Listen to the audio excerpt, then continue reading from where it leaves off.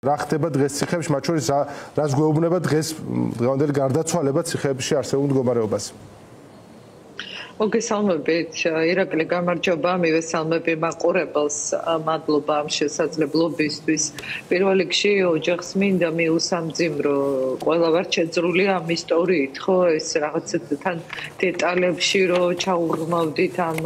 ამბავს და მათ შორის როგორ მოხდა დაკავება, რასთან არის დაკავშირებული, როგორ ხდებოდა მთელი ამ დროის განმავლობაში თურმე ამ ისტორიის მიჩმალვა, ეს არის ყველაზე შემზარავი. ოჯახს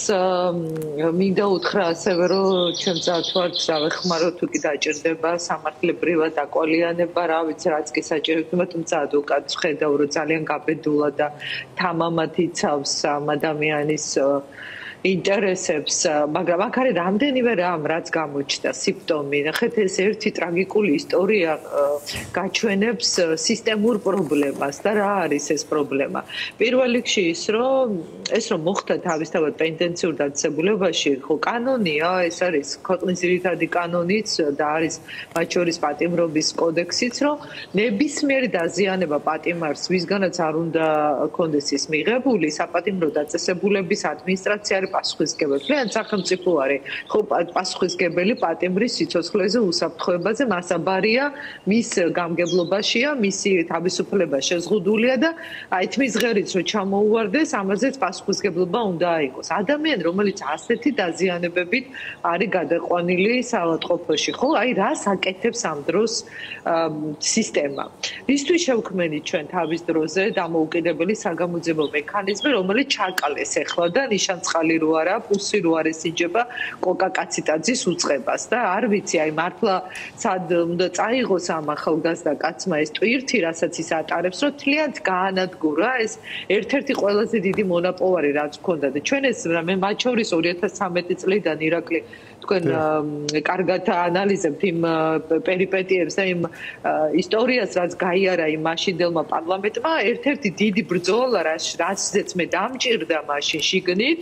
იყო ამ სამსახურის შექმნაზე გადაწყვეტილების მიღება. 2013-დან აი 2016-ის შათვლით და 17-მდე ვიდრე ავაწყოთ ეს სამსახური, დიდი ჭიდილი იყო და ეს იმიტომ გვჭირდებოდა, რომ ძიმე ისტორიის, როდესაც ხარ ქვეყანა და ეს წარსულის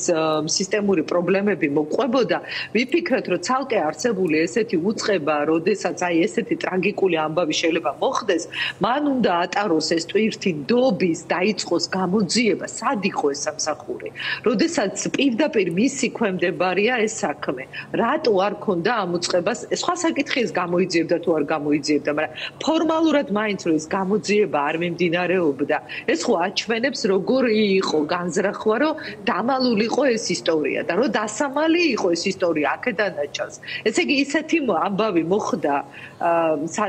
საპატიმრო დაწესებულებაში, რომლის გამოაშკარავება არ უნდოდა უწყებას. აი ეს არის ძალიან ბევრი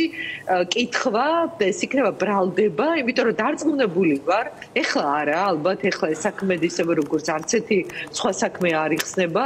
დარწმუნებული ვარ, რომ გავა რაღაცა პერიოდი, შეიცვლება ეს სისტემა და ეხლა რო ის საგამოძიებო კომისია მუხაძის და სხვათა საქმეებს ისევ ხელახლა ჩხრეკს, თუმცა მე ძალიან კარგად ვიცი რა მძიმე სისტემა იყო, მაშინაც შევდიოდი ციხეებში, იმ წამების და არა ადამიანური მოპყრობის პირობებში და ეხლა დავდივარ ამ ციხეებში და ვხედავ სიტუაციას. კი, არ არის ეს ის ციხე, როგორიც იყო უდაოდ, მაგრამ ერთი ადამიანის სიცოცხლე არის სამყაროს ტოლფასი და ეს ისტორია, რომელიც გაჩვენებს, რომ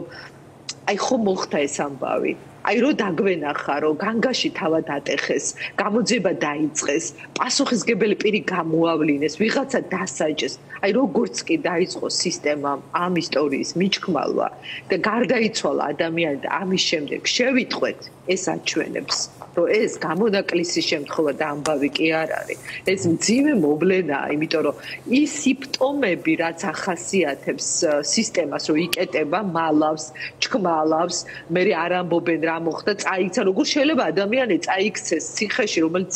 ნაბის ვერ გადადგამს კონტროლიორის გარეშე და უამრავი ადამიანი აკონტროლებს პატიმრის გადაადგილებას და სისტემა ისეთი, ხო, ყველგან კამერაა, ყველგან ბადრაგია, ყველგან ზედამხედველია, როგორ წაიქცევა ამ დაზიანებებით პატიმარი. და აი ეს ხო რაღაცა არც უნდა აკადრო საზოგადოებას ესეთი იაფასიანი და მდარე სიცრუე და იმის შემდგომ როცა იწყება ამ ყველაფრის განადგურებას ისტორიის ფაქტების მიჩქმალვას და ფალსიფიკაციას აი მან ჩდება უკვე მადლობა ძიმე კითხვები აი ეს აჩვენებს ზუსტად რომ პრობლემაა უდიდესი რა თქმა უნდა ეს ისტორია გაირკვევა ირაკლი და